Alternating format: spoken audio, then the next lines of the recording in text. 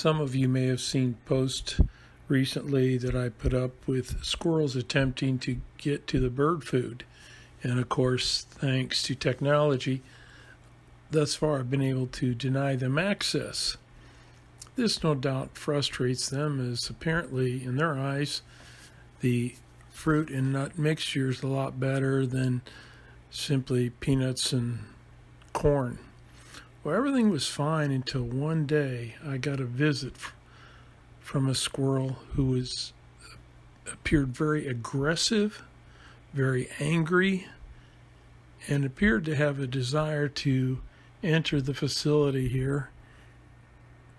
For what purpose, I didn't know. I just know that it was a very disconcerting. If you notice his attitude, he appears to try to do anything he can to get inside. Well, it wasn't shortly after that I went to get the mail, and on the front door I found a sign that someone had written, and upon close inspection I realized that this was a threatening note from a union leader of Squirrels United Local 4401.